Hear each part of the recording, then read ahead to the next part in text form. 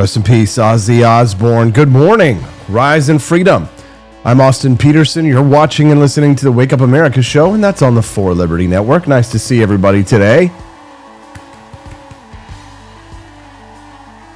So grateful to have you here. BB for Liberty, Drew Van Ronkel. What's up, Drew? Relaxium McGroin, Amy J. Eves, LW78, Richard Bell, Kermode Bear, everybody hanging out there with Y2 Joe. What's up, everybody? Good morning, everyone. Oh, stretch. Now's a good time to get the blood flowing. The other day, I was trying to get a walk-in in the morning. It was raining so hard. So you know what I did? Actually, I taught Steffi a little bit of communism, actually. No, I'm serious. There is a communist workout, an exercise. A lot of people don't know this, but Chairman Mao had a morning exercise that you had to do or they would shoot you. That's communism for you. No offense, but it sounds like some fucking commie gobbledygook. Chairman Mao exercises. So everybody get ready. Chairman Mao's physical fitness plan. You guys ready? Here, hold on. Let's do our exercise, our communist exercises. Get them started this morning. Here we go. Condition. We must always be ready to protect our country. Now we will start the exercise program. 32 steps in place. There you go. Everybody stand up. Foot. 1, 2, 1. 1, 2, 1. 1, 2, 1. 1, 2, 1. Keep marching. Keep marching, damn. I should have brought my AK-47 out for this one.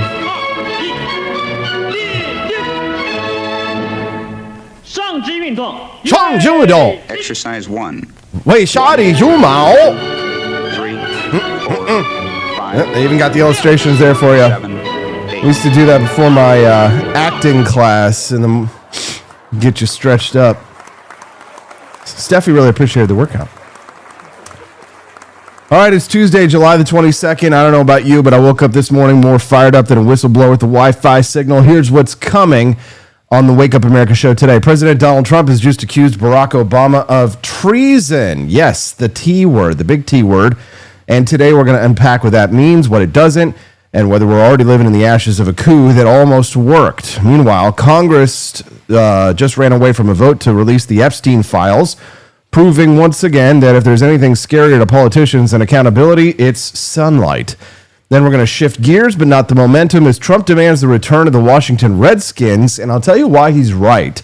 Not just politically or culturally, but morally. At 8 a.m., we go with, we're going to go global with Oliver Jia, reporting live from Kyoto, Japan. Arigatou gozaimasu. To talk about Japan's stunning populist revolution. Yes, Japan. The quiet island just made a loud noise, and you're going to hear it here today on the Wake Up America show. First, where else are you going to get that kind of international global news? On a podcast? Live? It's Wake Up America. Quest Fanning, John, and KC are already saying, happy birthday, Hazel. And they've raised $15 towards the $75 bonus goal. We're glad and thankful to have you here on the Wake Up America show. Drew is saying that the audio is a little blown out for him, and it looks like it is actually blown out. So I'll tell you what I'm going to do. I'm going to pull that down so that it doesn't clang on the ear so much. Tell you what, let's do that. I'll do a little chitty chat. 1, 2, 3, 4, 5, 6, 7, 8, 9, 10. What do you guys think? Is that a little bit more normalized for you? Let me know. BB for Liberty, the rant train for Hazel. Thank you, guys. Don't forget to forlibertyshop.com. I appreciate the feedback, Drew.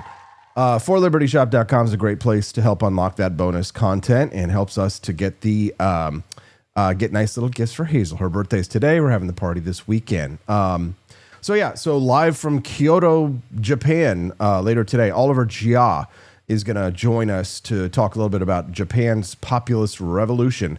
And finally, at the end of the show today at 8:30 a.m., my friend Remso Martinez joins me to break down the new bill banning wokeness at the Smithsonian. And the moment, everybody remembers the moment that I was told to put away the American flag inside the Museum of American History, and then the White House reached out to me and were like, hey, what's going on? Sounds like stuff's actually getting done over there, which you love to see.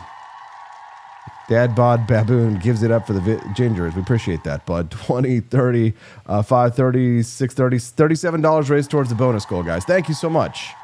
Thank you so much, guys. We appreciate that very much. Once we hit $75, we'll unlock today's bonus content, which is a really good one. So I hope that you guys do enjoy it. After what they did to me, and whether it's right or wrong, it's time to go after people. Obama's been caught directly. So people say, oh, you know, a group. It's not a group. It's Obama. His orders are on the paper. The papers are signed. The papers came right out of their office. They sent everything to be highly classified. Well, the highly classified's been released. And what they did in 2016 and in 2020 is very criminal. It's criminal at the highest level. So that's really the things you should be talking about. I know nothing about the other, but I think it's appropriate that they do go. May I ask you about that, Mr. President? Tulsi Gabbard has submitted a criminal referral to the Department of Justice.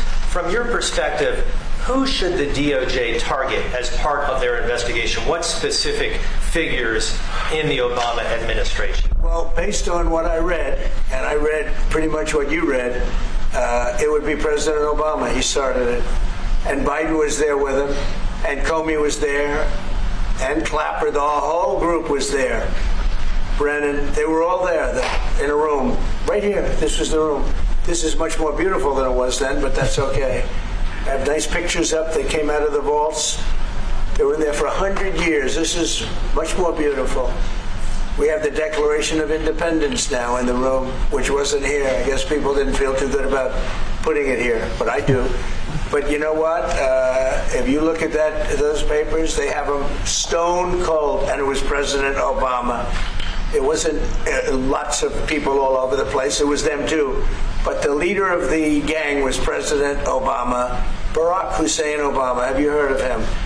And except for the fact I think I've heard of him there, Mr. President.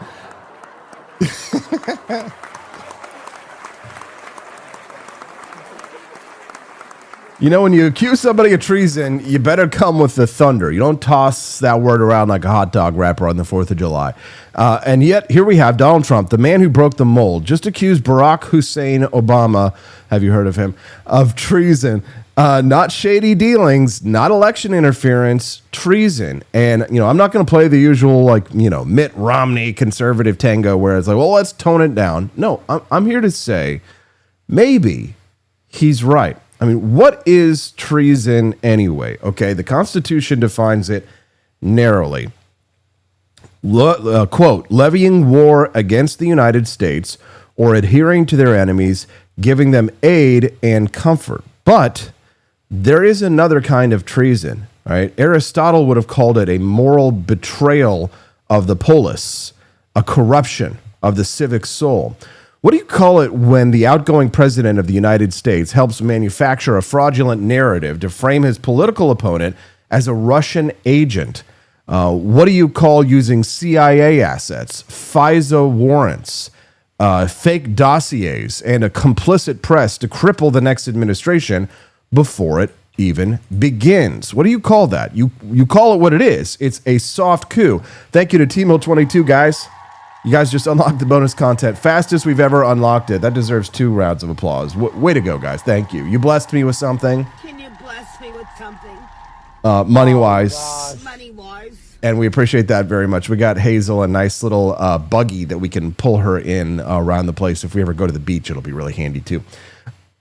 Trump keeps tweeting that the Attorney General should... This is October of 2020. ...indict you or indict... Trump keeps tweeting that the Attorney General should indict you or indict Vice President Biden for spying on his campaign. The allegation is absurd. It's false. It's seemingly part of just his general rage at any discussion of Russian interference in the 2016 campaign. Do you notice that he answers the questions? This is how the reporters, this is how the leftist journalists operate.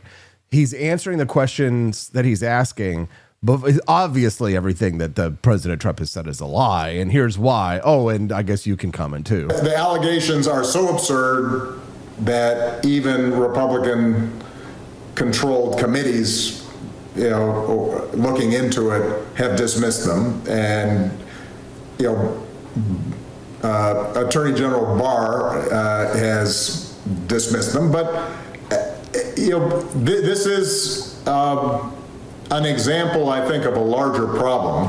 Well, two larger problems,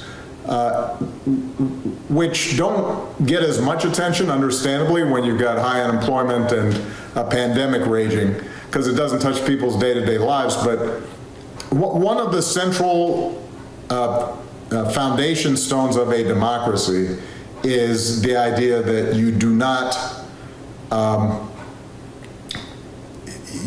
allow the politicization of the criminal justice system, the intelligence system, the military, right? That is stuff that you keep out of politics. Oh, really? Because it's too dangerous. Yeah, right. That is the guy who politicized every agency, CIA assets, FISA warrants, fake dossiers. There it is, right? So, and here's where I start losing faith in the system. Not that I had much to begin with, because at the same time that this is going on, what is Congress doing right now? They're running away. Right? They're literally fleeing town to avoid having to vote on a resolution from Thomas Massie to release the Epstein files. Yeah, I kid you not.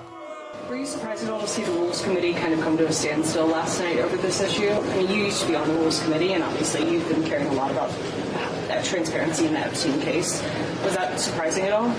No, it's not surprising to me. I don't think this issue is going away over August. I think that was the admonition of our speaker in there, was just sort of stick your head in the sand, let the administration maybe dissipate this by dribbling some stuff out. I mean, I'm heavily paraphrasing, but work. I mean, people have wanted these files for years, and then the president's staff, administration, his own children, his vice president have promised that these files would come out. Dude, Massie's always got receipts. His own children, man. He's sitting there. He's pulling that right out. I mean, he's not sitting there reading off a script. That's Massie's brain right there. We're being told it's a hoax. It just doesn't wash. And whether it's Republican, Democrat, or Independent, across all those categories, it's only like 5 or 6% who don't want the files out. Do you think the president's at risk of losing his base over this issue? Well, you don't lose your base over one single thing, but he's eroding his base. More importantly, if we don't take the right side of this issue, it's going to cost us votes in the midterms. People are becoming despondent, they're apathetic. Why would they go vote? If they gave us the House, the Senate, and the White House, and the transparency and justice they were promised doesn't happen, why should they vote in the midterms? And I think it could be a real problem for us. That's why it would behoove the Speaker to bring this to the floor. It would be in best interest of this institution. Just vote this out, give it to the Senate, and let them do their thing. Do you think the president is losing trust with members like you who want more transparency? I wouldn't say he's lost trust. I'm sort of in a... That is a reporter who doesn't know what the hell they're talking about. I would say a different category. The president's consultants have spent $1.8 million against me, and I got a new tweet last night, or a Truth Social last night, and clearly that was because I've done this Epstein file. That's where there's smoke, there's fire. There's the one honest man in D.C. Dread Seamus over in the chat says he lost weight and grew a beard, no more baby face. Well, thank you, Seamus. First of our kind to be born in America. Welcome to the Wake Up America show. SeaWorld girls even here with us this morning. No freaking way. Dang, man. It's nice to see all of the famous local people here, too. So the People's House, your representatives, got the chance to give us the names, the tapes, and they decided, time to go home, right? Because when you shine a light under the bed, you don't just find the monsters. You find the people who have been feeding them. Speaking of feeding the monsters, breaking this morning, the House Oversight Committee is preparing for a subpoena for Ghislaine Maxwell. They're all over the place. They don't know what they want. Yes, that Ghislaine Maxwell, Jeffrey Epstein's handler, recruiter, and madam-in-chief. They want her to testify under oath before Congress, but they don't want Thomas Massie to vote to release the Epstein files. Okay, now let's be real here. Will she talk? Or is she suddenly going to forget everything, like a Clinton State Department hard drive after a thunderstorm? That remains to be seen. But the very act of issuing the subpoena proves something, that the pressure is building, the dam is cracking, and someone, maybe Massie, maybe a handful of others, is still trying to force this country to look into a mirror. And let me say that it's not a pretty sight.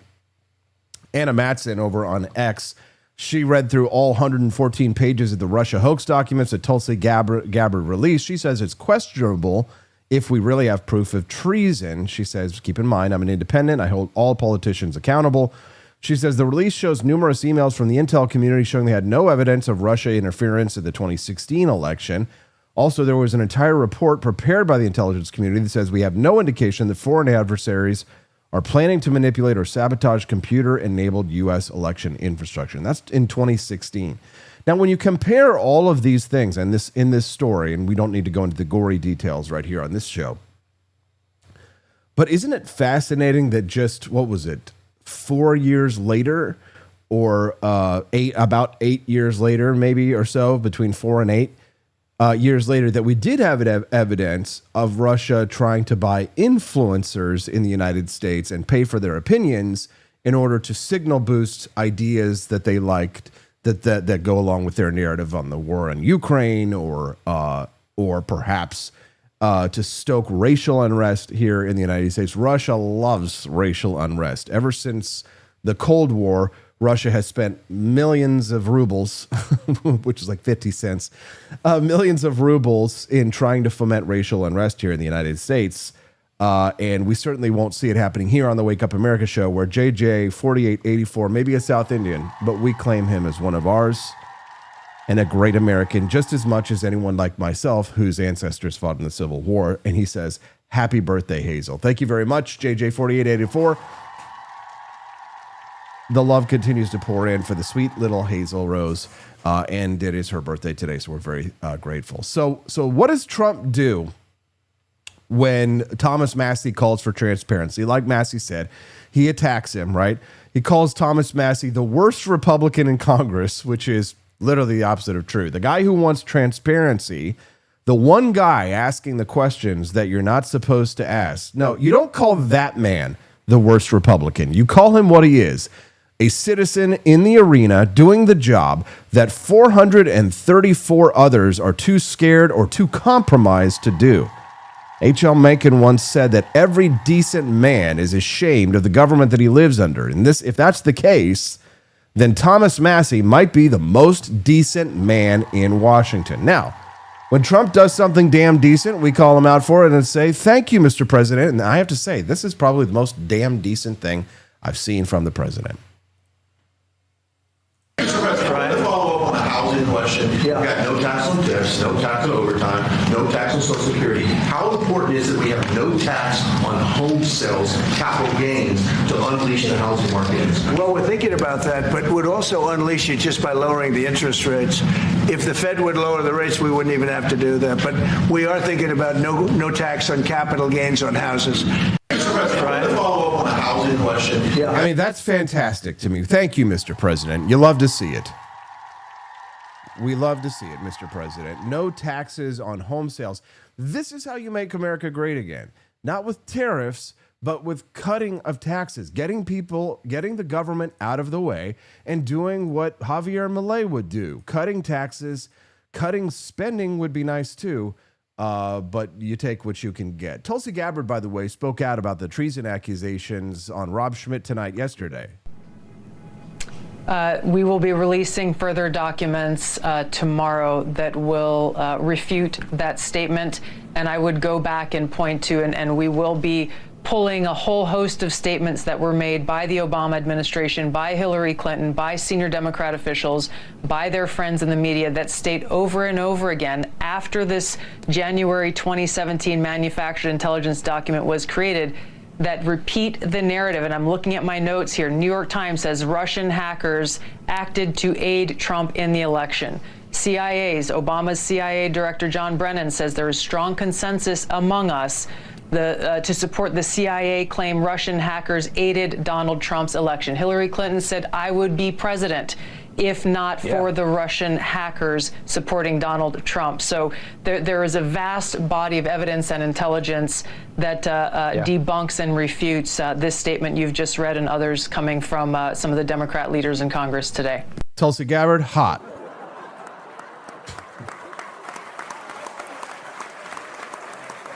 All right, since you guys have unlocked the bonus content, you get to watch it now. When we specializes in picking up and transporting heavy loads, emphasizes hiring younger people over employing senior citizens.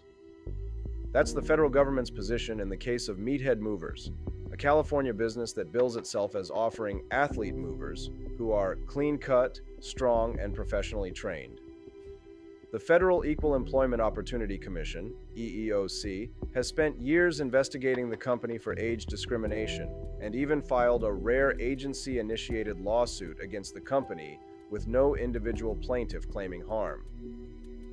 Now, Arizona's Goldwater Institute is suing the EEOC to find out what's behind the federal bureaucracy's anti-meathead jihad.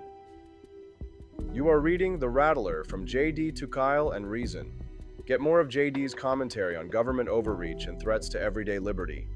Why would you prefer strong young movers?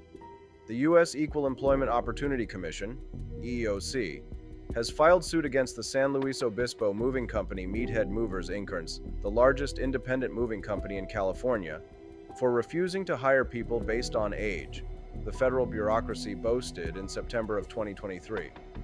The EEOC's lawsuit charges that since at least 2017, Meathead Movers failed to recruit and hire applicants over 40 into moving, packing, and customer service positions. Meathead maintains a pattern or practice of recruiting and hiring young college students, intentionally excluding older workers regardless of their individual abilities. Founded in 1997 by two then high school athletes, Aaron and Evan Steed, the company has grown into California's largest independent moving company, based on what the company describes as the brothers' vision of energetic athletes delivering a unique customer service experience. A 2017 profile in Inkiern magazine described the company's evolution into not just a larger and more successful moving company, but a launchpad for young athletes. Meathead Movers hires student athletes with ambitious career goals and helps them achieve those goals through coaching, training, and confidence building. When employees start their post-graduation job searches, founder Aaron Steed proactively calls hiring managers to sing their praises. To that end, the profile added, the business recruits its 350-plus movers, mostly wrestlers, as well as football and baseball players from colleges in Southern and Central California. The approach has fans. This year, Pacific Coast Business Times surveyed 1,400 employees at almost 100 companies and named Meathead Movers among the 2025 Central Coast Best Places to Work. This means the company's founders built a growing moving business that's popular among its employees, and presumably the customers who have driven that growth, by hiring strong young people to pack, lift, and transport heavy objects while they are in the prime of fitness. It trains them for the larger work world after moving and then launches them. Then it hires more. Pay us $15 million and shut up about it. That's kind of a cool business model. But the feds don't like it. They began investigating Meathead Movers roughly a decade ago. Then they slapped the company with a demand for $15 million and changes in its internal practices to settle the EEOC's age discrimination claims. We, of course, said, sorry, we can't afford that, and I'm never going to agree to go out of business. Meathead Movers CEO Aaron Steed objects in a video posted to Facebook. From there, we had 3 mediations, all of which failed.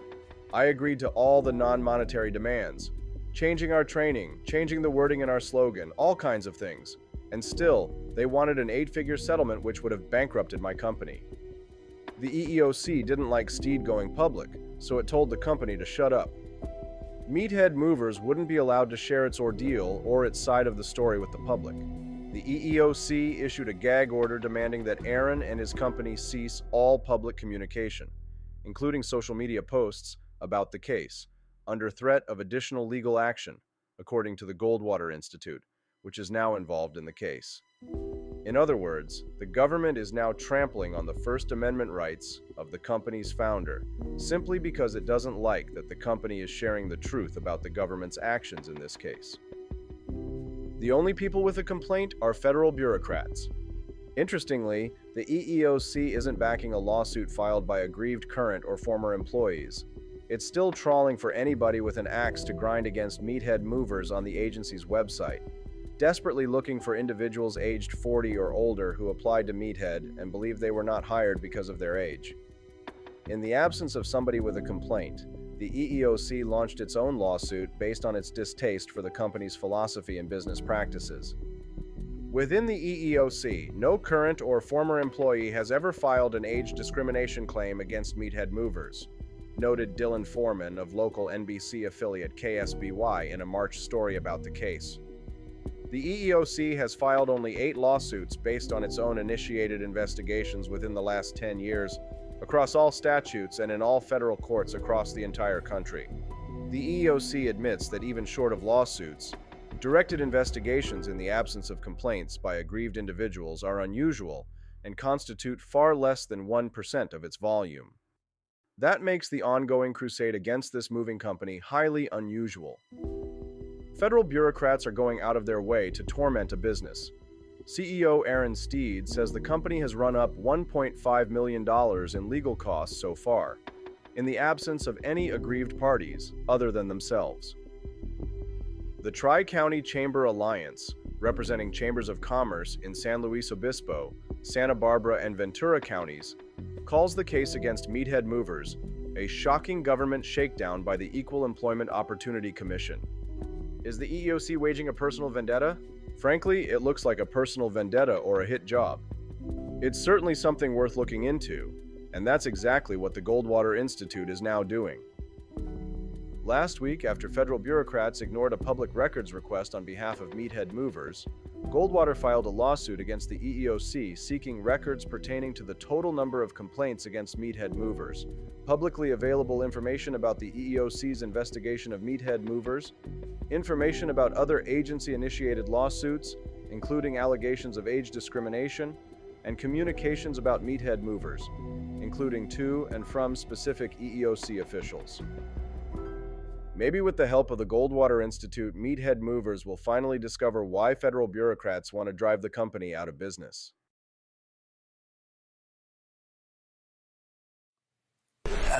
Look, I think when the Indian population is a great part of this country, a great heritage, and we were talking about Massapequa, Long Island, the Chiefs, they call themselves the Chiefs. Well, the Kansas City Chiefs, they're not changing their name. Great team, great people, great owners, great coach and quarterback. I love the quarterback, like his girlfriend too. His wife is great. She's been a big fan. His quarterback's mother is incredible. I like that team. They're called the Chiefs, and frankly, I see nothing wrong with it. They call them the Warriors, and not that team, but a lot of other teams, and all of these Indian surnames and different names. And I'm saying that I think that's a positive thing. And when you go back to Indians, they poll this. They don't know why these names are being taken off. They're trying to. I think it's degrading to the Indian population, and it's a great population.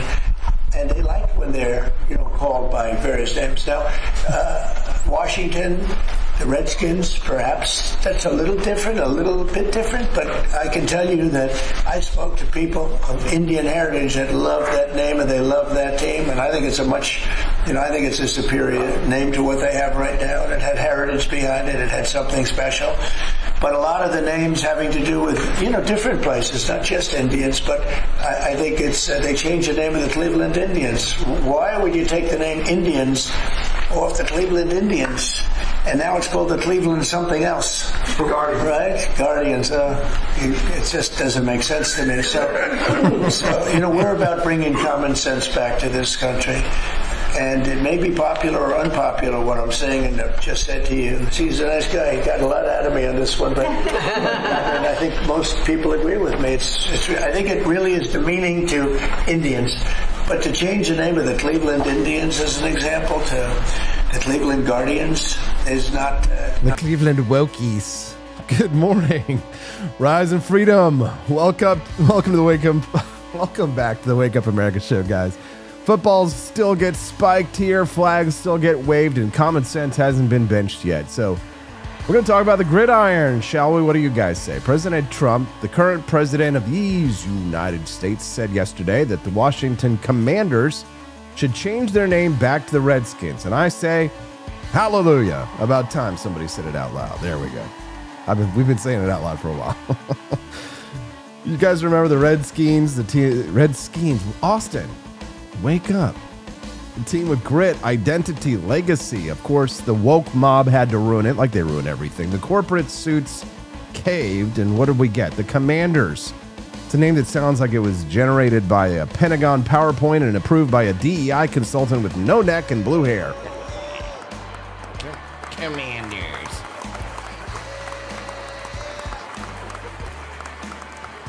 But now Trump's being... You guys, the jokes in the chat. Can you guys please just stop? It's too good. You're writing better. That's why I'm going to pull the chat up on here. You know, there we go.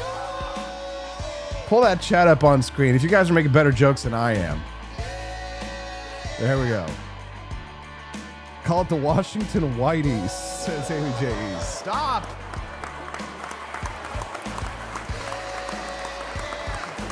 Well, if you only have to make one funny joke a day, then I guess, yeah, you could do it. But when you got 2 hours of jokes, guys, it's a lot harder. Just saying.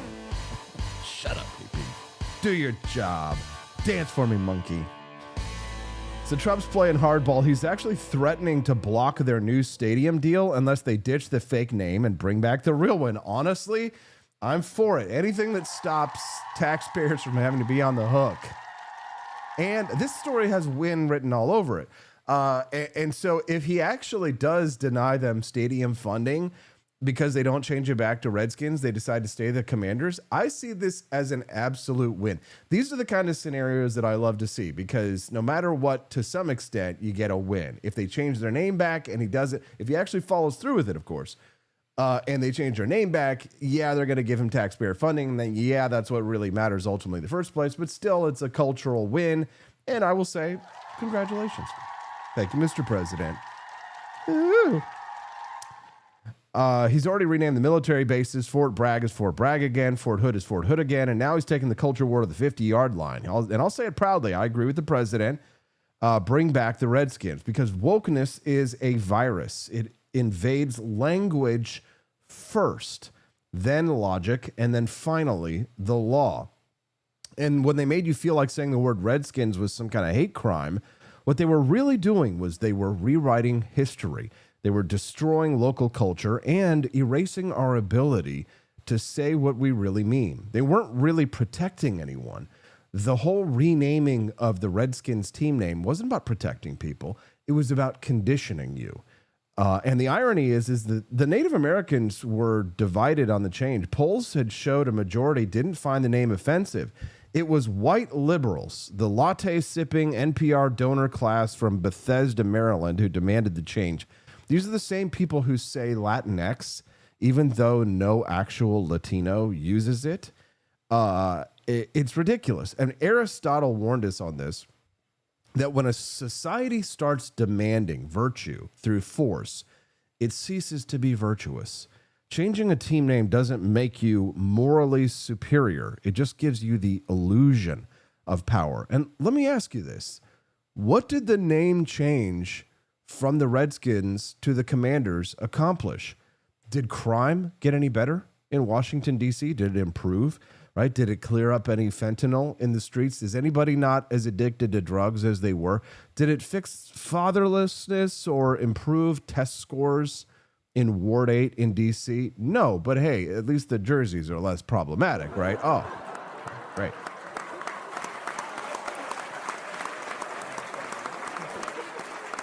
President Trump says he's bringing back the Washington Redskins. Finally, a politician who restores names instead of changing them to sound like a Netflix original. Meanwhile, Joe Biden, now just the face on a Wheaties box labeled Missing Elder, said he supports the Commanders because, quote, they sound like nice fellas. Kamala Harris weighed in too. She said she supports renaming the team to the Washington Intersectionals. Their mascot is a confused feelings wheel, and they take a knee before the coin toss. And of course, AOC wants them to be the Washington Socialists. You don't score points, you just redistribute them. Everybody wins except the taxpayers. Okay, that last part is not true. So this isn't about football. It's about resisting soft tyranny. You don't have to hate anyone to say that you love tradition. You don't have to apologize for a logo just because someone at NPR cries into their gluten-free IPA, right? It's 2025. The adults are back in charge, and not the kind with a hyphenated last name and a gender studies degree. Let Trump do it. Let him finish what he started. Rename the bases, rename the teams, reclaim the culture. What do you guys think? Speaking of the culture, did you guys know that at forlibertyshop.com, at the Griff Shop, that we have a whole Caucasians team? These are really hot products. Look at the 5 stars on those. We have a whole line of Caucasians t-shirts, phone cases, magnets, jerseys, frosted pint glass, women's short sleeve deep V-neck tees. If you type Caucasian into the search over at the Griff Shop, at thegriffshop.com, we've even sold, I'm pretty sure, was it Drew Van Runkle or who was it? Somebody specifically requested an actual baseball jersey of the Caucasian's name, and they sent it to me and everything, and I made it for them, and I think we have sold like just one, and it may have been to Drew. I'm not entirely sure. But he who called for the baseball jersey stand up. But we have a literal baseball jersey, and it's the Chad logo, which I found people really appreciate. If you type in Caucasian in the search over at forlibertyshop.com, you can find our entire collection. I love this one. Do we have any Mexicans in the chat? I even made one, the Mexican Chad, which is really fun. The Ultimate Team t-shirt. Guys, don't forget, if you go over there and it says Walton and Johnson, that's their version of the shirt. Make sure that you buy the one that doesn't have the Walton and Johnson logo on there.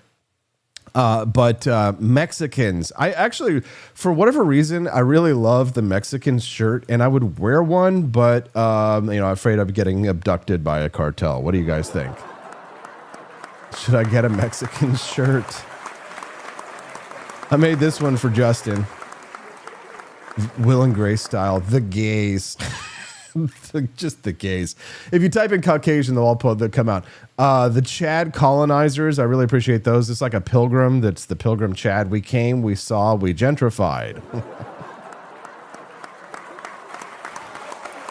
Judge Seamus says he's getting a Caucasian. Do it. Head on over there, get a Caucasian. We also have everybody gets their own identity, right? Christians. You've got the Protestants, the Catholics, and Jesus Christ himself. Oh, Jesus Christ. Christians, in nomine Patris, team jersey, available so you can wear your Christianity on your sleeve. Not literally on the sleeve, but on your chest. Indians, hey, JJ4884 in the chat. Good morning, pineapple. Good morning, pineapple.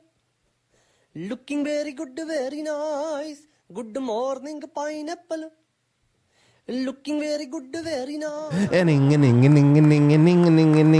things you find at forlibertyshop.com. Somebody wanted a Reptilians shirt. We run this place. They bought it, and thankfully they wrote a 5-star review of it. It was Grant Sundberg. Okay, thank you, Grant. Reptilians.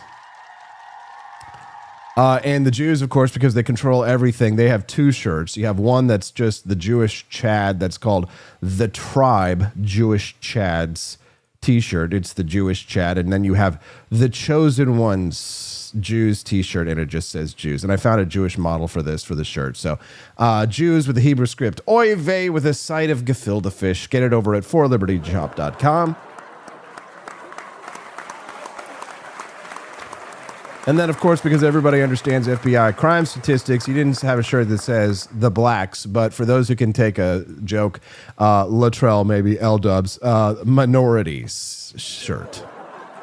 I thought if you put the blacks, that's like... Remember that scene from Die Hard? Or what was it? Was it Lethal Weapon? Was it Die Hard? Where was it Bruce Willis or Mel Gibson? Where at the beginning of the movie it was like the one with Samuel L. Jackson, where at the beginning he says he has the sign that says I hate N-words. You know what I mean? I kind of feel like you'd get that kind of same response if you walk down the street in Harlem wearing a shirt that says the blacks. But if you're black, I guess it's probably okay. But if you're going to wear a shirt that has black people on it, it says minorities, I think you're probably still playing with fire. Just stick with Caucasians, guys. Stick with your own kind, one of your own kind. A boy like that will kill your brother. Forget that boy and find another. We've got Oliver Jaw here joining us live in 15 minutes about the rise of populist politics in Japan, of all places, what it means for global politics, and what it says about the YouTube to ballot box pipeline. We'll hear from Oliver Jaw this morning in about 15 minutes from now. But for now, let's hear from the now canceled host of the late night show, Stephen Colbert. Welcome to the Late Show, everybody. I'm your host, Stephen Colbert. It's not every day. Thank you very much.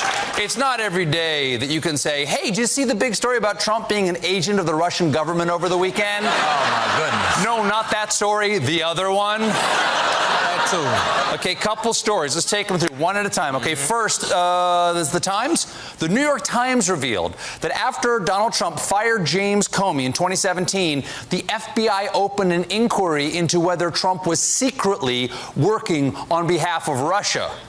Which, come on, no.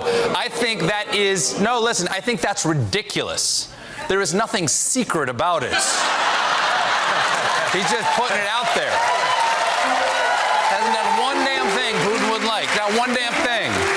I've been talking about Trump playing footsie with Putin since July of 2016, back at the Republican convention. Oh, and now, what is it? Oh, you're canceled, Stephen. Arvolt24 says, I would wear a shirt that says, I hate Niger's economic policies. Whoa, that's... I hate Niger's economic policies. That's not a bad one. Almost as good as Obama is a Keynesian. Jeff Bridges is struggling these days. I still think about Kamala and how I think she would have been a good choice. I don't care what they say. Late at night with a tissue and a bottle of lotion. Because she would have done what Lincoln did. Liz Cheney would have been Secretary of State.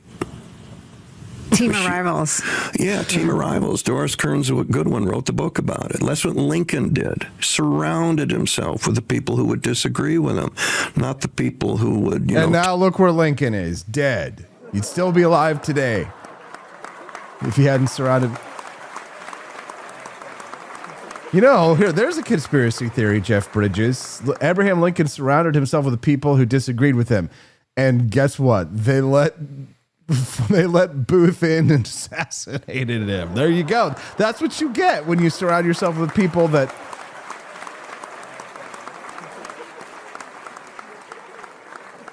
That's what you get when you surround yourself with people who disagree with you. You get shot.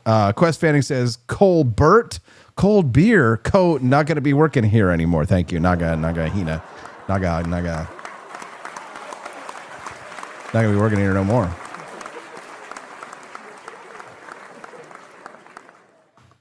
From Brooklyn, New York, we have a diaspora that can absorb a significant number of these migrants. And when I hear colleagues talk about, the doors of the inn being closed, no room in the inn, I'm saying, I need more people in my district just for redistricting purposes. And those members could clearly fit here. Send her the minority shirt.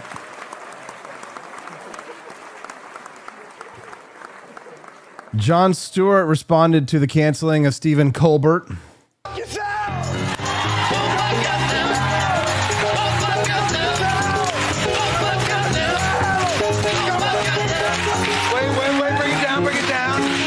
Let's bring it down.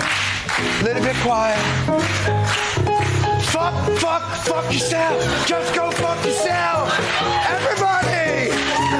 Fuck yourself. Just go fuck yourself. Fuck yourself. Just go fuck yourself. Fuck yourself. Just go fuck yourself. Go fuck yourself. Go fuck yourself.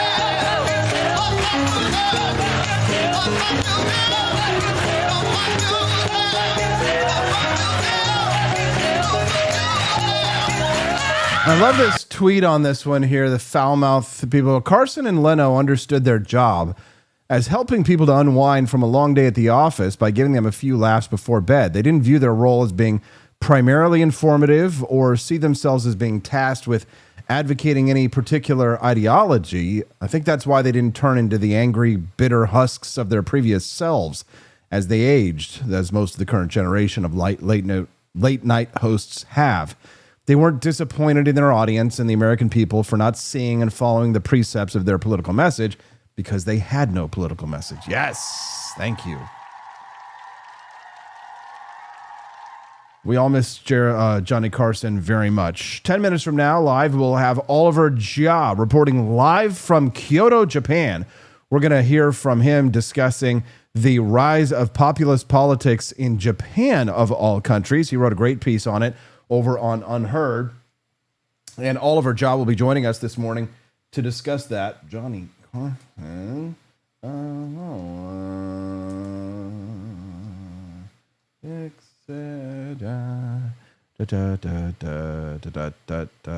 Johnny Carson. Here he is. Sensitive about the fact that people say he'll never take a serious controversy. Well, I have an answer to that. I said, now, tell me the last time that Jack Benny, Red Skelton, any comedian, used his show to do serious issues. That's not what I'm there for. Can't they see that? That's not what I'm there for. Can't they see that? Johnny Carson saying that's not what he's there for. When you come out and do your monologues, which are really based on what you've read, do you go home and worry about things? Do you worry about this country? Are there things that really bug you that you can't say in the air? You're going to get serious, aren't you? A little bit. I think one of the dangers, if you are a comedian, which basically I am, if you start to take yourself too seriously and start to comment on social issues, your sense of humor suffers somewhere. I've seen other people, whose names I won't mention, who do humor, and then somewhere along the line they start to want to make their views known. I try to do it humorously. I try not to, and we've had some criticism on the show. Some critics over the years says, well, the show has no great sociological value. It's not controversial. It's not deep. The Tonight Show basically is to amuse people, to make them laugh. Thank you. There you go. Now, Oliver Jia coming up next. Enjoy. Is hiring younger people over employing senior citizens? That's the federal government's position in the case of Meathead Movers, a California business that bills itself as offering athlete movers who are clean-cut, strong, and professionally trained. The Federal Equal Employment Opportunity Commission, EEOC, has spent years investigating the company for age discrimination and even filed a rare agency-initiated lawsuit against the company with no individual plaintiff claiming harm. Now, Arizona's Goldwater Institute is suing the EEOC to find out what's behind the federal bureaucracy's anti-meathead jihad. You are reading The Rattler from J.D. Tukyle and Reason. Get more of J.D.'s commentary on government overreach and threats to everyday liberty. Why would you prefer strong young movers? The U.S. Equal Employment Opportunity Commission, EEOC, has filed suit against the San Luis Obispo moving company Meathead Movers Inc., the largest independent moving company in California, for refusing to hire people based on age, the federal bureaucracy boasted in September of 2023. The EEOC's lawsuit charges that since at least 2017, Meathead Movers failed to recruit and hire applicants over 40 into moving, packing, and customer service positions. Meathead maintains a pattern or practice of recruiting and hiring young college students, intentionally excluding older workers regardless of their individual abilities. Founded in 1997 by two then high school athletes, Aaron and Evan Steed, the company has grown into California's largest independent moving company, based on what the company describes as the brothers' vision of energetic athletes delivering a unique customer service experience. A 2017 profile in Inkiern magazine described the company's evolution into not just a larger and more successful moving company, but a launchpad for young athletes. Meathead Movers hires student athletes with ambitious career goals and helps them achieve those goals through coaching, training, and confidence building. When employees start their post-graduation job searches, founder Aaron Steed proactively calls hiring managers to sing their praises. To that end, the profile added, the business recruits its 350-plus movers, mostly wrestlers, as well as football and baseball players from colleges in Southern and Central California. The approach has fans. This year, Pacific Coast Business Times surveyed 1,400 employees at almost 100 companies and named Meathead Movers among the 2025 Central Coast Best Places to Work. This means the company's founders built a growing moving business that's popular among its employees, and presumably the customers who have driven that growth, by hiring strong young people to pack, lift, and transport heavy objects while they are in the prime of fitness. It trains them for the larger work world after moving and then launches them. Then it hires more. Pay us $15 million and shut up about it. That's kind of a cool business model. But the feds don't like it. They began investigating Meathead Movers roughly a decade ago. Then they slapped the company with a demand for $15 million and changes in its internal practices to settle the EEOC's age discrimination claims. We, of course, said, "Sorry, we can't afford that, and I'm never going to agree to go out of business." Meathead Movers CEO Aaron Steed objects in a video posted to Facebook. From there, we had 3 mediations, all of which failed. I agreed to all the non-monetary demands, changing our training, changing the wording in our slogan, all kinds of things. And still, they wanted an 8-figure settlement which would have bankrupted my company. The EEOC didn't like Steed going public, so it told the company to shut up. Meathead Movers wouldn't be allowed to share its ordeal or its side of the story with the public. The EEOC issued a gag order demanding that Aaron and his company cease all public communication, including social media posts about the case, under threat of additional legal action, according to the Goldwater Institute, which is now involved in the case. In other words, the government is now trampling on the First Amendment rights of the company's founder, simply because it doesn't like that the company is sharing the truth about the government's actions in this case. The only people with a complaint are federal bureaucrats. Interestingly, the EEOC isn't backing a lawsuit filed by aggrieved current or former employees. It's still trawling for anybody with an axe to grind against Meathead Movers on the agency's website, desperately looking for individuals aged 40 or older who applied to Meathead and believed they were not hired because of their age. In the absence of somebody with a complaint, the EEOC launched its own lawsuit based on its distaste for the company's philosophy and business practices. Within the EEOC, no current or former employee has ever filed an age discrimination claim against Meathead Movers, noted Dylan Foreman of local NBC affiliate KSBY in a March story about the case. The EEOC has filed only 8 lawsuits based on its own initiated investigations within the last 10 years, across all statutes and in all federal courts across the entire country. The EEOC admits that even short of lawsuits, directed investigations in the absence of complaints by aggrieved individuals are unusual and constitute far less than 1% of its volume. That makes the ongoing crusade against this moving company highly unusual. Federal bureaucrats are going out of their way to torment a business. CEO Aaron Steed says the company has run up $1.5 million in legal costs so far, in the absence of any aggrieved parties other than themselves. The Tri-County Chamber Alliance, representing chambers of commerce in San Luis Obispo, Santa Barbara, and Ventura counties, calls the case against Meathead Movers a shocking government shakedown by the Equal Employment Opportunity Commission. Is the EEOC waging a personal vendetta? Frankly, it looks like a personal vendetta or a hit job. It's certainly something worth looking into, and that's exactly what the Goldwater Institute is now doing. Last week, after federal bureaucrats ignored a public records request on behalf of Meathead Movers, Goldwater filed a lawsuit against the EEOC seeking records pertaining to the total number of complaints against Meathead Movers, publicly available information about the EEOC's investigation of Meathead Movers, information about other agency-initiated lawsuits, including allegations of age discrimination, and communications about Meathead Movers, including to and from specific EEOC officials. Maybe with the help of the Goldwater Institute, Meathead Movers will finally discover why federal bureaucrats want to drive the company out of business.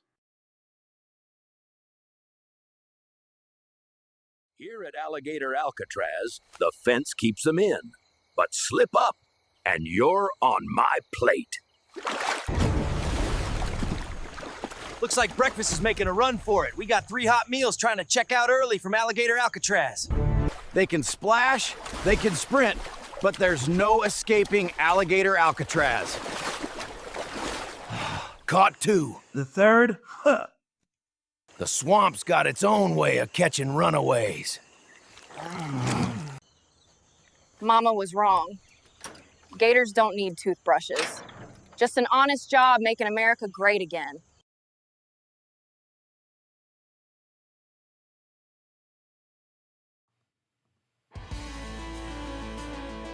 Konnichiwa! Welcome to Wake Up America, where populism isn't a dirty word. It's the people just finally clearing their throats. Glad to have you here. Today's the 23rd of July, Little Hazel Rose's birthday. Thank you guys all so much for being so generous. I mean, you blew the bonus content unlock out of the water pretty much right away in the first 10 minutes of the show. We've never done that before. So I hope that you guys enjoyed the bonus content, the little mini documentary that we produced for you. Thank you so much for that. And somebody just went over to the Grift Shop at thegriftshop.com and bought a bunch of Caucasians jerseys stuff. So thank you for that, guys. Very, very grateful.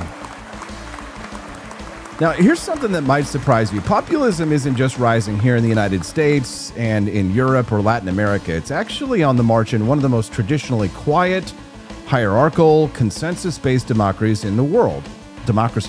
It's, of course, Japan, a brand new populist party, one that literally started on YouTube, just picked up 13 seats in Japan's upper house, helping to disrupt the country's ruling coalition for the first time in years.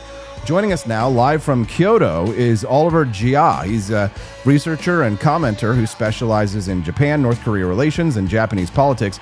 He wrote a phenomenal piece over at Unheard about this surprising political shakeup. Oliver, welcome to the show. Pleasure to be back, and happy birthday to Hazel. Thank you very much, Oliver. We're grateful to have you here with us. Thank you so much for hanging out. And I know it's 10 p.m. It's pretty late over there in Japan, so we'll try and wrap your day up for you and get you out of here.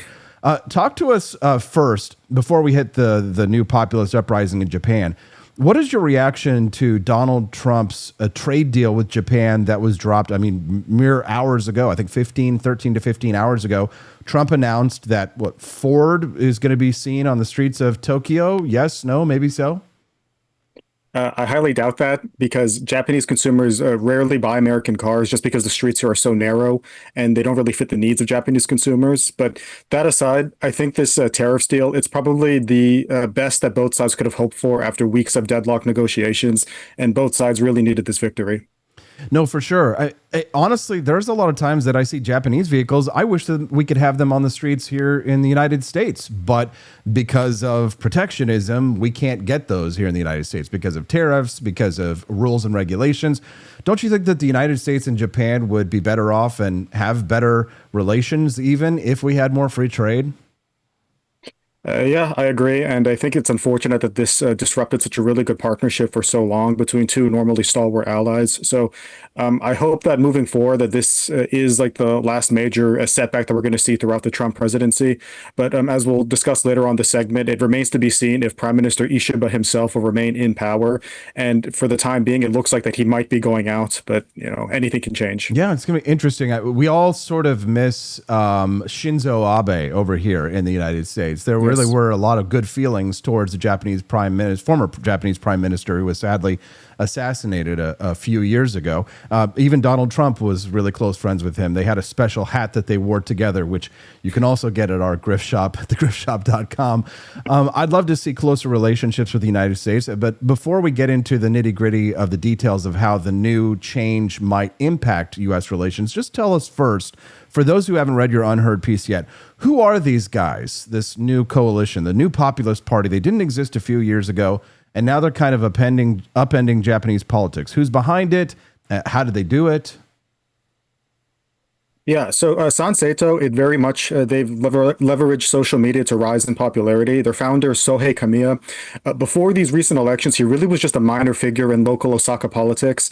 But before that, he actually does have some claims to being working class, where he ran a family business. He was a school teacher. So he was in sync with like the average daily Japanese person. So he could see like the struggles that they went through. And I think that's really impacted his campaign. So when you compare it to somebody like Donald Trump, who pretty much had to adopt like the populist mindset, had to like basically change his image from being a very rich person to somebody who could relate to the American people.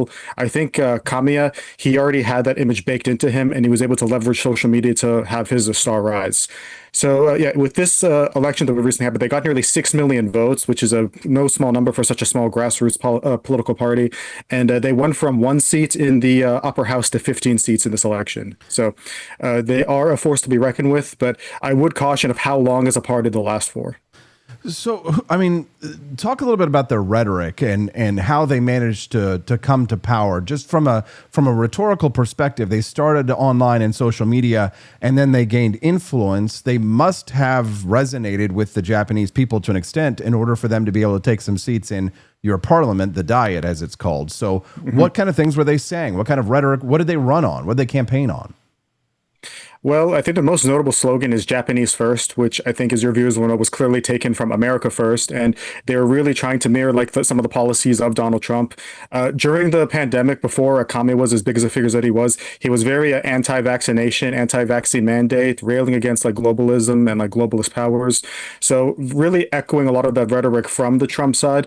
But the real challenge is like trying to apply all of that to Japanese society, because as you know, you've been here, Japanese society works very differently from American society. The issues are different. So what they did was they leveraged a lot of the grievances that the Japanese people had towards the establishment Liberal Democratic Party. And it's really interesting because the LDP, they are a conservative party, they're center right, but in Sanseto's eyes, they're not sufficiently conservative, they're not sufficiently Japan first. So they wanted to take some of the ideas of the LDP and just push it even more forward, saying that we're the true party that can represent the values of the Japanese people. Now, a lot of American populists who are specifically isolationists, I'm not using that pejoratively, but I'm just describing them. If you're against free trade and against globalization and against, international commerce and against an interventionist foreign policy, that is the definition of isolation. So I'm not saying this like, oh, you're a bad person because you're isolationist. I'm just saying it as a description. A lot of American isolationists will actually point at Japan, and they will refer to the isolationist period of Japan known as the Sakoku. This is the time when Japan strictly limited or prohibited contact with the outside world. This was primarily implemented during the Edo period between like the 1600s and the 1800s until the United States, ironically, showed up with gunboats and forced Japan to open their markets. And they will say that this was a time when Japan had a splendid form of isolation, that Japan, isolated from the world, had, art and music and sexy times and lots of beautiful culture that was created during that period. How would you respond to a populist critique, which I actually find quite compelling? How would you respond to something like that? It's a compelling argument, but it doesn't apply too much to what modern day Japan is. The way that the Japanese economy is, it's just too entrenched into the international system to become isolationist. And that's specifically why these tariff negotiations were so important, because if Japan, in the worst case scenario, were to decouple from the United States, they would have to pivot to China for their economic reliance. And that's obviously very unpopular with the Japanese people, but that's also really bad for American interests abroad, because the more that American allies leave America and move towards China or possibly Russia or any of our enemies, that's just bad for the world as a whole. So that's one aspect. But the other aspect is that the defense part with foreign policy. So Japan, with Article 9 of its constitution that severely limits what military powers it can have, it's good for self-defense, but even on its own, it really can't just defend the country. It needs the help of the U.S. military forces if China or North Korea or Russia were to attack. So if Japan were to go fully isolationist, in the long run, it would really hurt its interest, I think, both for here and in the U.S. Now, the Japanese recently have been, at least I have seen from reporting, have been very annoyed with the amount of tourism, they're calling it over-tourism, that's happening right now in Japan. I think a lot of it is probably pent-up demand from those who had vacations that they wanted to hold during the pandemic. But if you wanted to take advantage of it, it was to go exactly when we went like 2 years ago, yes, when the country had just opened up and the yen was the weakest against the dollar. That was probably your best shot. But do you think that the anti-immigrant and sort of the anti-foreigner sentiment is hitting with a lot of the electorate in Japan precisely due to a bit of what we might call the foreigner fatigue that you see because of YouTubers like Johnny Somali and others who are coming into Japan and disrupting the cultural norms? Well, I think this is a very multifaceted issue because, in the first place, there's a very important distinction to make between tourists that are just visiting Japan and foreigners that actually live in Japan. And when I was writing my article for Unheard, I really tried to look up the statistics of, let's say, crime rates among foreigners compared to Japanese people. And based off the data that's available, crime rates among foreigners, it's about the same, if not possibly lower than Japanese people. Now, I'm sure that there's probably more studies that we could find that could, like, parse those numbers even further. But for the time being, at least, it seems that despite the amount of immigrants increasing in Japan over the last 20 years, the crime rate hasn't really changed in any notable instance. But what has changed, as you pointed out, is the over-tourism, where they're mostly crowded in the big cities. So that would be Tokyo, Osaka, Kyoto. And because we have this just massive amount of foreigners coming to Japan, just temporarily speaking, and they don't know anything about the cultural norms or how to act properly, that's creating a lot of tension with locals. And when you pair that with the weak yen and stagnant wages, it's not hard for a social media-focused party like Sanseito to take the worst examples, to post that online, and to really drum up anti-foreigner sentiment. But among the average Japanese voter, immigration was actually one of the lower ranked issues for Japanese people when it comes to voting. They were more about stagnant wages, about the rising cost of living, inflation, that sort of thing. It was really Sanseito that brought immigration to the forefront of these discussions. But I think on a day-to-day basis, the average Japanese person really isn't thinking about foreigners that much. That's interesting. You wrote in your article that the Sanseito party's messaging focuses on defending free speech and fighting, quote, excessive political correctness, something that we're very familiar here in the United States. Yes. Is cancel culture a thing in Japan, or is this more about reclaiming the pride in your national identity? Well, I think Japan has cancel culture to an extent where, like, if a politician says something uncouth, they'll have to apologize. Or if, like, a celebrity is, like, caught cheating with, like, his mistress, like, there's going to be this huge hubbub, like, apology tour and all of that. So not too different from, like, the US. But I think the biggest difference is that celebrities here tend to be apolitical. It's really rare for, like, actors or, like, singers to, like, get involved into politics. So I think that's, like, two separate worlds. But Sanseito specifically, they're most focused on national pride and trying to, like, reclaim Japan's history. They're very spotty with, like, revisionism, where, like, on one hand they'll say that, yeah, Japan did some bad things in the past during World War II, but this shouldn't define us for the rest of time and for all eternity. And I think that's something we discussed even the last time I was here. So those types of frustrations. I think we even discussed that in person over a delicious barbecue that we grilled at our table when we were hanging out in Kyoto. Definitely one of the highlights of my life, getting to hang out in that city. Always been fascinated with Japanese culture. In terms of the anti-foreigner sentiment, I was watching a documentary about the founder of the school of karate that I study. And his name was Masutatsu Oyama, but he wasn't Japanese, he was Korean. And in it, he talks about the anti-Korean sentiment that Japanese held towards them. And I wonder if many of you talked earlier about China, for example, how the Japanese would not be too happy to be reliant on China versus the United States. I mean, there still is a lot of tension, regional tension. I mean, you write about North Korean tension quite frequently. And I wonder what you think. I mean, has a lot of that tension faded, or has it just morphed over the years? I think it's just morphed over the years, but it's not just North Korea that Japan has to consider. Obviously, it's South Korea too. So I'm not sure if you covered this on your show, but the South Korea's President Yoon was recently ousted after a failed coup, and then they just had their elections in South Korea, where they elected the person from the Democrats, the left-wing side. And in South Korea, traditionally the left wings have been very anti-Japanese. They've leveraged that, like they've used Japan bashing to sort of like rally support among their own base. But I think times are a bit different now, where the current president, he has a history of anti-Japanese remarks, but he's being very pragmatic with what he says about Japan and about the US, because he knows that if, like, the tariff negotiations don't go well, or if, like, something bad economically happens between Japan and South Korea and Japan are going to have to rely on each other. So I think lingering tensions over history and these very sensitive issues, they still certainly exist, but modern geopolitical realities are going to force Japan and South Korea to come closer together, and perhaps maybe even just temporarily bury the hatchet and move forward. So the Wall Street Journal says that this new party, this populist party, this Sanseito, capitalized on rising resentment towards Japan's elites and post-COVID disillusionment. So do you sense that amongst the populace, that there is a resentment towards the elites? I mean, you even said that it's possible that the prime minister may be forced to step down or may step down. Was there a lot of disillusionment about COVID? Because Japan, I mean, it was extremely egregious, though. I mean, I'm not saying that egregious that there were laws, but the customs, everybody was wearing masks, even when they didn't have to. And I understand that that's kind of part of the custom anyway. but it seems as if the Japanese really took the COVID, I would call it propaganda, and kind of fell for it hook, line, and sinker. Or did Japanese people sort of wake up to some of that? Are they disillusioned about how the pandemic was sold to them? Or do they just like sort of continue on sort of herd-like in a sense? Well, in terms of mask wearing and vaccine mandates, I think most Japanese people went along with that just because there's a tendency in this country to just follow the rules and to not rock the boat.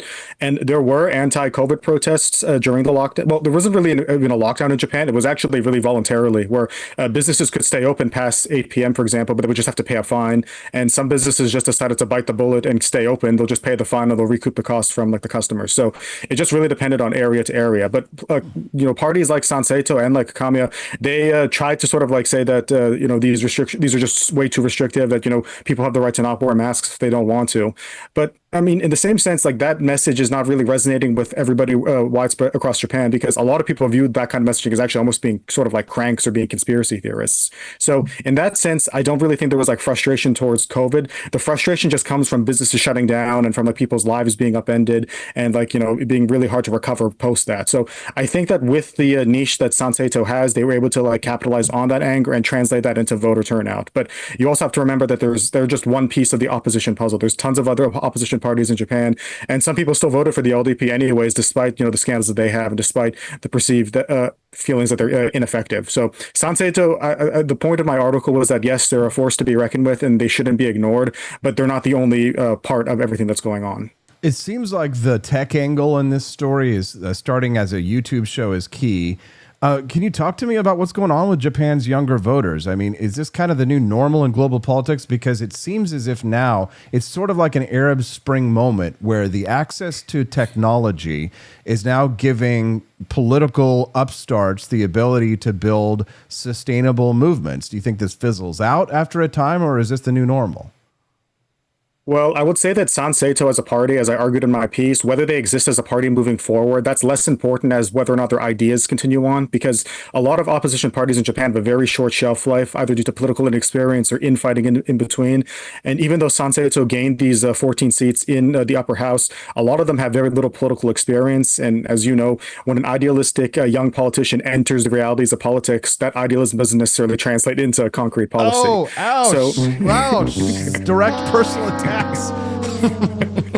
Yeah, not to you personally, just in general. But yeah, but what's interesting about the Japanese voter base is that the young people are voting conservative. You think that the adage is that when you're young, you're a liberal, and when you're old, you're a conservative, but it's not really true in Japan. And I think that's because the LDP has just been the establishment for such a long time. Most parties in Japan, I mean, there are left-wing parties in Japan, but like leftism itself hasn't really been the dominant ideology in Japan since like the 1960s or the 1970s. So most people tend to be like on the center right of the spectrum. It just really is like what degree of conservatism or what degree of like center-right politics you're going to vote for.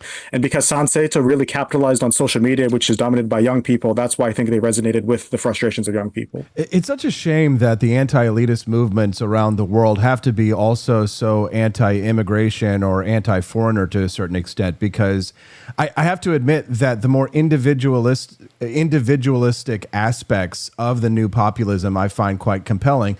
And it's interesting when you put it into a situation where Japan, of course, being such a heavily collectivist society, finds itself, toying with a more individualist worldview in populism. But with populism, of course, comes an anti-intellectualism, an economic trade system, and it has its own positives and negatives. Do you think that you could find some positives in the populism if it comes from an individualistic aspect, or do you think that individualism and Japanese culture really just don't mix? Yeah, well, this might offend some of your viewers, but as an American that's lived here for such a long time, I kind of had to unlearn how to be an American for most of the time I've been here. I learned to be a little bit less selfish, less individualistic, and more, I know this is a dirty word, a little bit more collectivist, to sort of like adhere to like the local customs. But I mean, well, whether or not populism is like a good thing or not for Japan, that remains to be seen, because this is still like a very new movement, relatively speaking, and we really don't know what shape the LDP is going to take after this, because they've only been out of power in terms of being prime ministership, like I think one time in their whole history. That was from like I believe 2009 to 2012, when the opposition party, the Democratic Party of Japan, took over, and they don't exist as a party anymore. They like dissolved and formed other parties. Like that's how quickly the opposition changes in Japan. But they came into power because again, people were dissatisfied with the LDP, and they thought, well, let's give the opposition a chance for a few years, see how that turns out. And because the opposition dropped the ball, and because Shinzo Abe came back with a much stronger platform, a much stronger campaign than his first term, the LDP came back, and Abe was like the longest running prime minister in Japanese history. So while yes, the LDP stays in power consistently, how that happens is unpredictable and it can change over time. So I think we're at a crossroads of Japanese politics, and what comes next is, I think, going to be very interesting. Oliver, is there anything else about this story that you think that we missed or that you think our listeners should know before we let you go? Yeah, I think I would just want to say that I don't think Japan is going to repeat the same mistakes around immigration that a lot of parts of Western Europe and to an extent America has. So I'm talking about foreign residents, not tourists. Foreign residents in Japan have increased over the last 20 years, and they make up 3% of the population. But the standards for staying here are still very high. If you break the law, you're going to be kicked out. And I think that's what a sensible immigration policy should be. And I hope that like over the next decade, as we're going to be seeing the rise of populism, a lot of backlash towards immigration, that like some politicians, instead of relying on, empathy first or emotion, look at this a bit more logically and try to like come up with something that doesn't repeat the same mistakes of the past. Oliver, where can people follow you to find out more about your work? Yes, you can follow me on Twitter. I'm OliverJa1014, and I would recommend subscribing to my Substack, foreignperspectives.net, where I write about this sort of thing quite frequently. Oliver, we had a great dinner in Kyoto. I hope that we can do it again one day. Thank you for all that you do, and congratulations on all your success. We love reading your writing, and everybody who wants to follow him should do so over on X at OliverJa1014. Have a wonderful day, or I guess wonderful night, very late over there in Japan. Thank you very much, Oliver. Have a good one. Thank you. Mm-hmm. It pains me to actually say this, but every interaction I've ever had with Donald Trump, he's been nothing but a gentleman and nice to me. Why does it pain you to say that? When I did the apprentice with him, he was very supportive of you both because you were both working on your sobriety, and he kept saying, well done, about the pair of you. So you've interviewed. Sorry, darling? You have interviewed. Mum did The Apprentice. For a month. Oh, of course. Yeah. Oh. And I must say that Melania was lovely. When I met him at the Elton John thing, he looked at me and he went, I was there, I was amazed that he knew my name. Dad, you always say this, but you forget that you're literally the world's most famous rock star. I'm not. Yes, you are. I think you'll find that you'd be hard pressed to find a corner of the earth that doesn't know who you are. I mean, you could go anywhere. I mean, even the fucking when we were down in Patagonia, even the dogs knew who you were. Like, you're not just famous, you're iconic as well, because you're the first. That's why you're in the Rock and Roll Hall of Fame twice. Twice. You're in the 2 Club. Picking up and transporting heavy loads emphasizes hiring younger people over employing senior citizens. That's the federal government's position in the case of Meathead Movers, a California business that bills itself as offering athlete movers who are clean-cut, strong, and professionally trained. The Federal Equal Employment Opportunity Commission, EEOC, has spent years investigating the company for age discrimination and even filed a rare agency-initiated lawsuit against the company with no individual plaintiff claiming harm. Now, Arizona's Goldwater Institute is suing the EEOC to find out what's behind the federal bureaucracy's anti-meathead jihad. You are reading The Rattler from J.D. Tukyle and Reason. Get more of JD's commentary on government overreach and threats to everyday liberty. Why would you prefer strong young movers? The U.S. Equal Employment Opportunity Commission, EEOC, has filed suit against the San Luis Obispo moving company Meathead Movers Inc., the largest independent moving company in California, for refusing to hire people based on age, the federal bureaucracy boasted in September of 2023. The EEOC's lawsuit charges that since at least 2017, Meathead Movers failed to recruit and hire applicants over 40 into moving, packing, and customer service positions. Meathead maintains a pattern or practice of recruiting and hiring young college students, intentionally excluding older workers regardless of their individual abilities. Founded in 1997 by two then high school athletes, Aaron and Evan Steed, the company has grown into California's largest independent moving company, based on what the company describes as the brothers' vision of energetic athletes delivering a unique customer service experience. A 2017 profile in Inkiren magazine described the company's evolution into not just a larger and more successful moving company, but a launchpad for young athletes. Meathead Movers hires student athletes with ambitious career goals and helps them achieve those goals through coaching, training, and confidence building. When employees start their post-graduation job searches, founder Aaron Steed proactively calls hiring managers to sing their praises. To that end, the profile added, "The business recruits its 350-plus movers, mostly wrestlers, as well as football and baseball players from colleges in Southern and Central California. The approach has fans." This year, Pacific Coast Business Times surveyed 1,400 employees at almost 100 companies and named Meathead Movers among the 2025 Central Coast Best Places to Work. This means the company's founders built a growing moving business that's popular among its employees, and presumably the customers who have driven that growth, by hiring strong young people to pack, lift, and transport heavy objects while they are in the prime of fitness. It trains them for the larger work world after moving and then launches them. Then it hires more. Pay us $15 million and shut up about it. That's kind of a cool business model. But the feds don't like it. They began investigating Meathead Movers roughly a decade ago. Then they slapped the company with a demand for $15 million and changes in its internal practices to settle the EEOC's age discrimination claims. We, of course, said, "Sorry, we can't afford that, and I'm never going to agree to go out of business." Meathead Movers CEO Aaron Steed objects in a video posted to Facebook. From there, we had 3 mediations, all of which failed. I agreed to all the non-monetary demands, changing our training, changing the wording in our slogan, all kinds of things. And still, they wanted an 8-figure settlement which would have bankrupted my company. The EEOC didn't like Steed going public, so it told the company to shut up. Meathead Movers wouldn't be allowed to share its ordeal or its side of the story with the public. The EEOC issued a gag order demanding that Aaron and his company cease all public communication, including social media posts about the case, under threat of additional legal action, according to the Goldwater Institute, which is now involved in the case. In other words, the government is now trampling on the First Amendment rights of the company's founder, simply because it doesn't like that the company is sharing the truth about the government's actions in this case. The only people with a complaint are federal bureaucrats. Interestingly, the EEOC isn't backing a lawsuit filed by aggrieved current or former employees. It's still trawling for anybody with an axe to grind against Meathead Movers on the agency's website, desperately looking for individuals aged 40 or older who applied to Meathead and believed they were not hired because of their age. In the absence of somebody with a complaint, the EEOC launched its own lawsuit based on its distaste for the company's philosophy and business practices.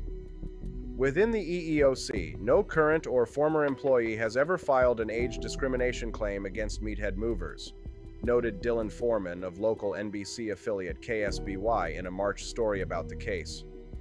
The EEOC has filed only 8 lawsuits based on its own initiated investigations within the last 10 years, across all statutes and in all federal courts across the entire country. The EEOC admits that even short of lawsuits, directed investigations in the absence of complaints by aggrieved individuals are unusual and constitute far less than 1% of its volume. That makes the ongoing crusade against this moving company highly unusual.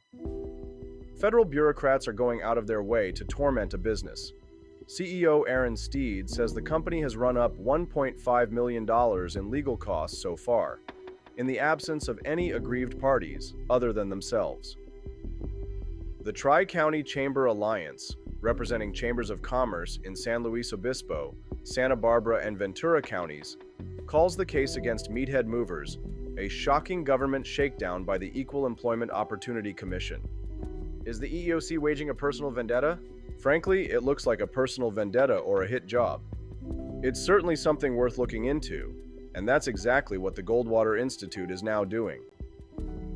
Last week, after federal bureaucrats ignored a public records request on behalf of meathead movers, Goldwater filed a lawsuit against the EEOC seeking records pertaining to the total number of complaints against meathead movers, publicly available information about the EEOC's investigation of meathead movers, information about other agency-initiated lawsuits, including allegations of age discrimination, and communications about meathead movers, including to and from specific EEOC officials. Maybe with the help of the Goldwater Institute, meathead movers will finally discover why federal bureaucrats want to drive the company out of business. Laundering is really quite ferocious. It's when a huckster takes some lies and makes them sound precocious by saying them in Congress or a mainstream outlet. So disinformation's origins are slightly less atrocious. It's how you hide a little lie. It's how you hide a little lie. It's how you hide a little lie. When Rudy Giuliani shared that intel from Ukraine, or when TikTok influencers say COVID can cause pain, they're laundering disinfo, and we really should take note and not support their lies with our wallet, voice, or vote. Oh, information laundering is really quite ferocious. It's when a huckster takes some lies and makes them sound precocious by saying them in Congress or a mainstream outlet. So disinformation's origin seems slightly less atrocious. That's the woman that they were going to put in charge of a disinformation board if Biden had won. Making me question my love for musical theater. Good morning, Rise and Freedom. I'm Austin Peterson. Welcome to the Wake Up America show. We're glad and thankful to have you here. It's Hazel's birthday. She's 1 year old today. Thank you. Do you say year or years? 1 year old. She's 1 year old. I know it's 1 year, but it just feels better when we say years. We're not going to do the whole thing that the parents do and be like, oh, she's 12 months. Oh, she's 14 months. Oh, she's 24 months. They're 2 years old, damn it. Yes, 12 times 2. Oh, Austin, how could you subject us to this again? Don't worry, I've got some brain bleach for you. We're going to close out the show today with the story so absurd you'd think it was ripped from a satire, but no, it's just Wednesday in America. A couple of months ago, you guys might remember, I visited the Smithsonian's Museum of American History, you know, the place that's supposed to celebrate our national heritage. And while I was there, some of you were there with me, a staff member told me to put away my American flag. That's right, Old Glory. Right? Stars and stripes. That was considered a disruption, but in the gift shop, rainbow flags, resistance bumper stickers, full display, and now a new bill introduced in Congress to ban wokeness from federal museums. That's right, to require that our publicly funded institutions stop pushing ideological propaganda and start telling the truth again. Joining me now to discuss is a man who's been sounding the alarm on this for years, Remso Martinez, host, writer, and cultural firestarter. Follow him on X at Hey Remso. I noticed at CNN and all of the lefty shows, whenever they say a Latin last name, it's always Martinez. They always change their English speaking to Martinez. When I was graduating from high school in Fairfax County, way under, they went ahead and pulled out a teacher for like each of the different language departments, and when they went ahead and pulled out the Spanish teacher for me, it was like this young, hot, 20-something Spanish teacher. And she was just like, okay, that's Remso William Martinez. And I was just like, wow, that got real deep and Anglo for a second. Remso, we're glad to have you here, bud. So what's your reaction to this bill? Do you think that they can actually roll back wokeness in federally funded museums, or is it just symbolic? I think it's symbolic, and this is one of those moments where it's like, yeah, the intention's always nice, but you know, it'd be wrong of us not to even consider the unintended consequences of this. History is one of those situations where we can't really agree on the facts as a country anymore. It's really a shame. It's really sad. It's quite pathetic that it's come to this. You know, I used to tell people that I'm a fan of history. I'm not a fan of social studies. Social studies comes with a pretty harsh agenda depending on who went ahead and wrote the books. If you're reading a college or high school textbook for social studies written by Douglas Brinkley, for example, you know it's going to the left. I can't really name many conservative historians that even get put in public education these days. But look at what happened to you. And that was such a ridiculous thing. And I remember you know, the fact that they got in your face about it, and you went on a media tour explaining, like, I just went to the Museum of American History. Right? Like, and you had a flag. Like, that's what you should be expecting it. It's not like you were running around yelling at people. You were leading a tour group. Like it's that one right there. It was literally this flag. I was using this to like show my tour group where I was. Yeah, it's a shame it's come to this, but I look at this and I'm like, okay, so we go ahead and we say there's got to be no divisive ideologies in the Smithsonian. Well, where do we draw the line? Because I don't believe in evolution, for example.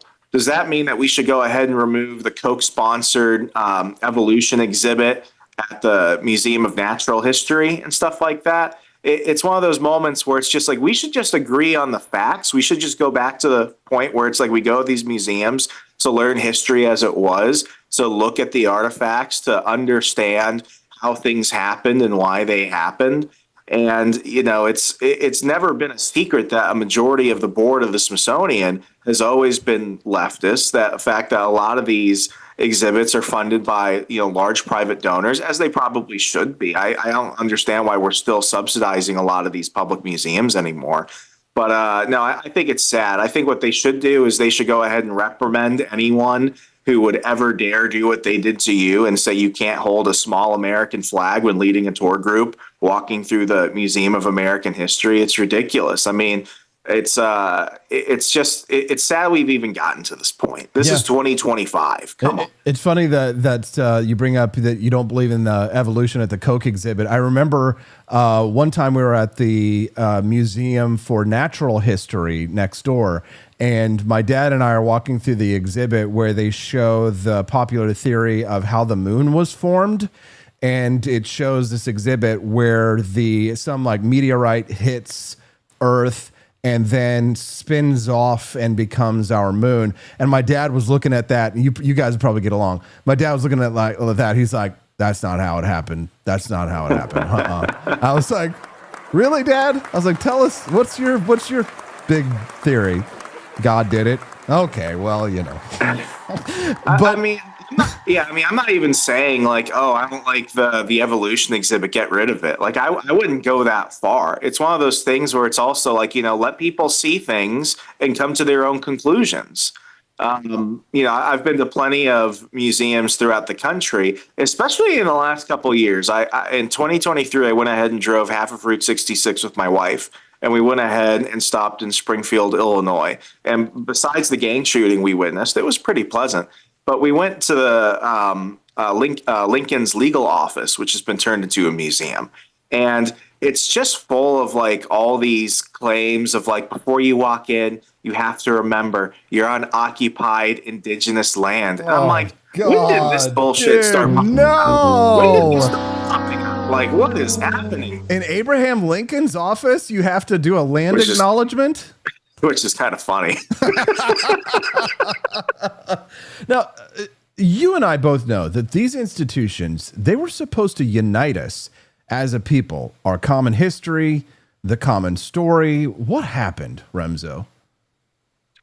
At some point, we wanted to go ahead and repaint the narrative of America. And, I look at certain moments of the last decade where it was through that HBO series, The Watchmen. That's the first time I learned about the Oklahoma bombings and the Tulsa bombings, not the Oklahoma City bombings, the Tulsa bombings. And I'm like, why didn't I learn this in school? Over the past 5 to 10 years, we've gotten to this point where some people did notice that certain moments in American history were being left out or the narrative was not entirely true. And for that point, I'm happy that we have those conversations. That quickly spun into the critical race theory stuff. That went ahead and started turning into a situation where, classical literature was being thrown out of school and it was being replaced with all the LGBTQ stuff. And I get it. We can talk about that. We all remember that. Thankfully, I think we're on the right track of a country. But, we used to see America through a lens of heroism. People say that we're a nation of immigrants. I don't necessarily think that statement is as accurate anymore. I think we're a nation of settlers. I think we're a nation of brave people who have made mistakes. But luckily, we went ahead and we created the greatest country on earth and the greatest country that there will ever be. But we wanted to go ahead and repaint that. We wanted America to look like the villain. We wanted its people to look like they were accomplices to mass crimes against humanity. And it became a tug of war between the left and the right because we couldn't just agree on the basic facts. We had to go ahead and spin a narrative on that to indoctrinate people. And that's incredibly sad. And it's at the point now where, we see what's going on with Harvard, with Trump going ahead and pulling funding from that and other schools that are, indoctrinating people in this liberal ideology. It didn't have to be this way. It did not have to be this way.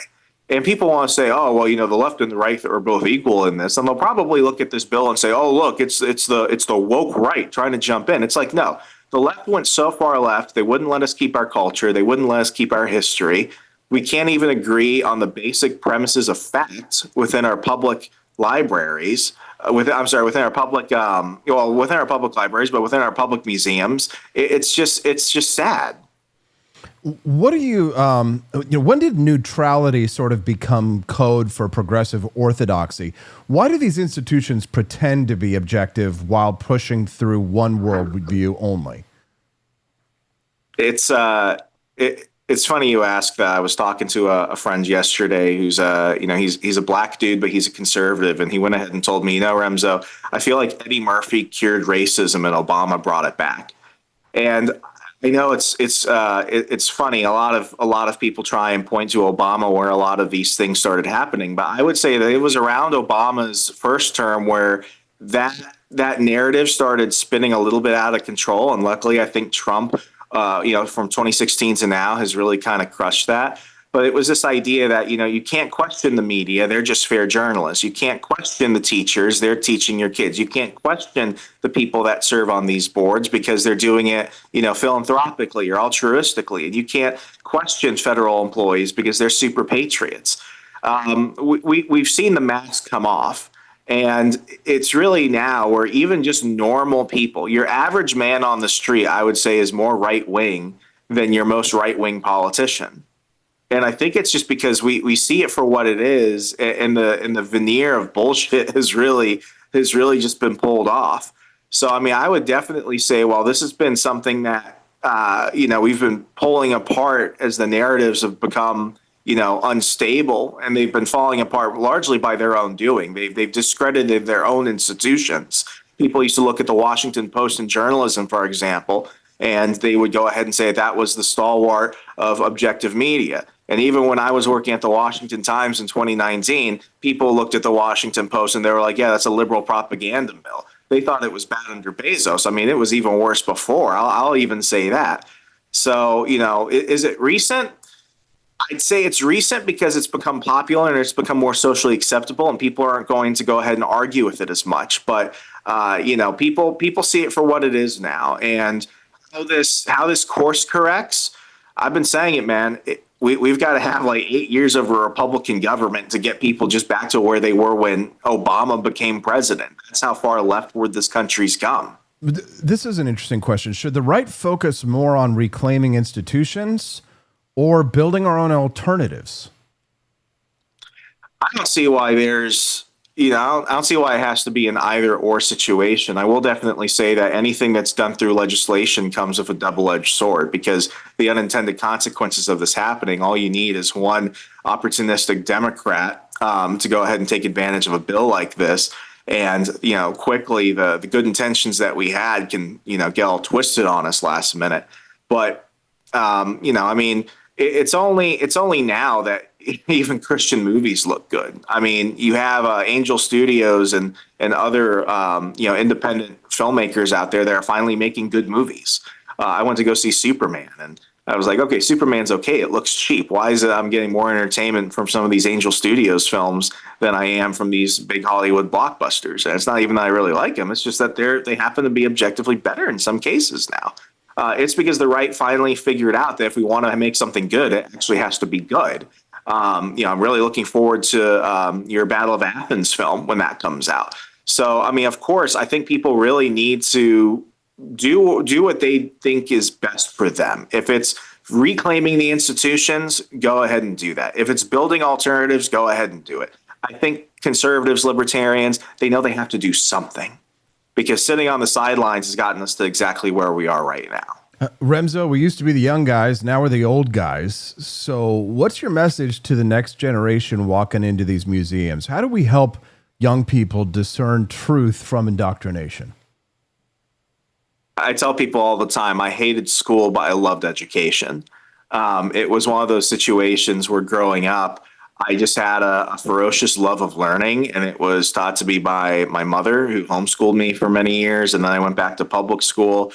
And, I think being in a military family, jumping between like private and public and homeschooling, what that did was that taught me that, the best teacher I'm going to find is me. And if I take an interest in something, I'm going to figure it out. And I think what we've done is we've created a whole generation of people. And I think the Zoomers, there's some light in their eyes. I'm not completely black-pilled on the next generation. But, we made a bunch of people who are ready for Scantron tests, and they don't question the experts and stuff like that. Whereas now people are starting to figure out, it's like, oh, if I go and learn something, and if I have a passion for knowledge, I'm always going to be asking the right questions. So, this is really a message for the parents out there, because I know a lot of people, especially, like yourself, our generation's starting to have kids, the junior and senior millennials, so to speak. So, as long as we can teach them to have a ferocious love of learning, I love that term.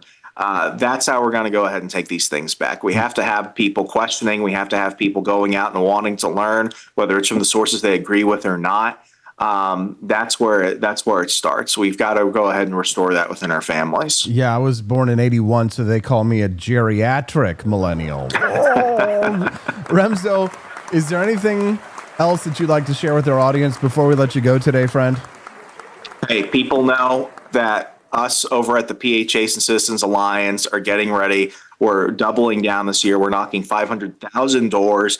And we're attempting to go ahead and build a red wall so that Democrats cannot win another election in our lifetime. And people can get involved with this right now, because our CEO, Cliff Maloney, has gone ahead and announced that we're moving into New Jersey. That's right, folks. We're going to be knocking doors in New Jersey. We're doubling down in Pennsylvania. And guess what? We're not asking you to come down and do nothing. From August through November 4th, we're going to be knocking doors day and night. And you can go ahead and get involved right now. We're hiring for $3,100 a month starting. We'll go ahead and cover your gas. We'll go ahead and cover your housing. We'll connect you with a great team. If you're looking for a job that pays you to go ahead and pick up the fight for liberty and knock those doors, chase those ballots, go ahead and check out campaignjobs.com. That's campaignjobs.com. We are paying door knockers to help us double down in PA, and we might even be able to flip New Jersey. That's campaignjobs.com. Get in the fight today. Campaignjobs.com. Make sure you visit campaignjobs.com. These are the kind of jobs where you start, you're a little overweight, and then when you leave, you look like you've taken a nice little bout of Ozempic, but not Holocaust evictomy. Remso, hey, thanks for all you do. You and Cliff and all the friends over there at the PHAs, we appreciate you. Thank you, Austin. Thank you. Well, have a wonderful day.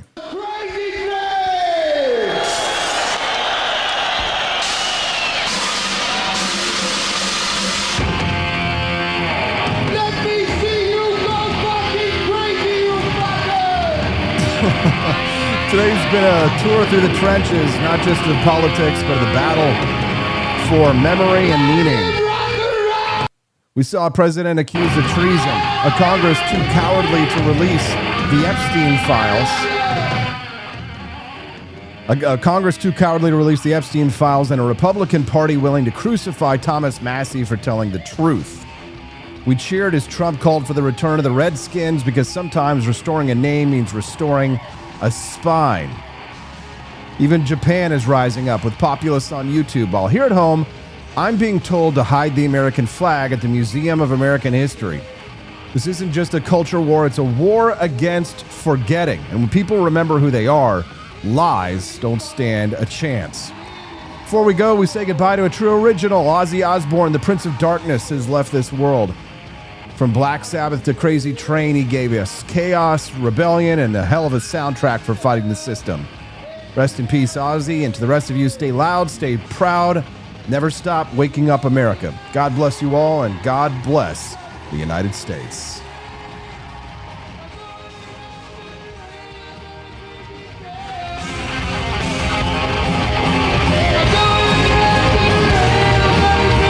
Yeah!